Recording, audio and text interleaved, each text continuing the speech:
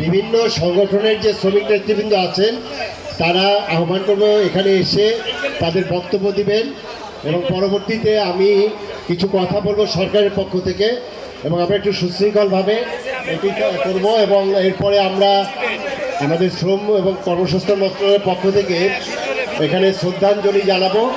আমরা স্পষ্টভাবে বলতে চাই একটি হত্যাকাণ্ড ঘটানো হয়েছে এবং একটা মার্ডার ঘটানো হয়েছে।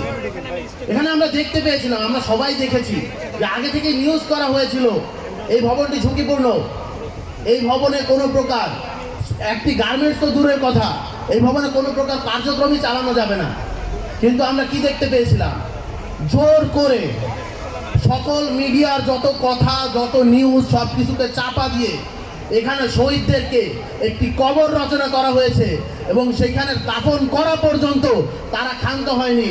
দাফনের পরবর্তীতে সেই শহীদদের লাশ নিয়ে রাজনীতি করে এনাম মেডিকেলের ভিতরে পলিটিক্স করে লাশগুলোকে একের পর এক মেরে শহীদের সংখ্যা বাড়িয়ে এই এনাম কিন্তু শুরুতে এমপি এবং মন্ত্রী হয়েছে রানা প্লাজার শহীদদের সিম্পাথি কাজে লাগিয়ে।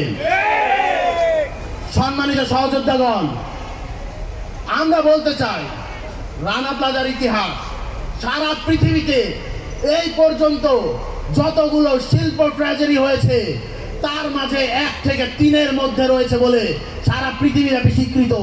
অথচ বাংলাদেশে এই রানা প্লাজার ঘটনাকে কেন্দ্র করে আমরা এখন পর্যন্ত সরকারি মহল থেকে কোনো স্টেপ নিতে দেখিনি।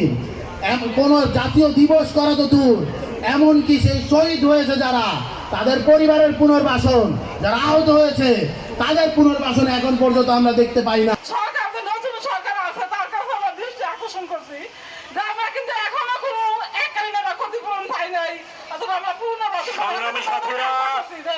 এখন বর্তমান যে সরকার সংগঠনের চাহিদা পূরণ করবে, আমরা আজকে যে দাবি তুলেছি অথবা চিকিৎসা দিবে, এই দাবির প্রেক্ষিতে দিবে।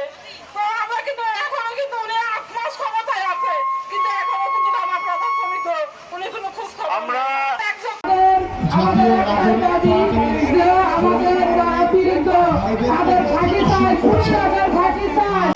তাদের যথাযথ পাওনা সরকার যাতে পায়।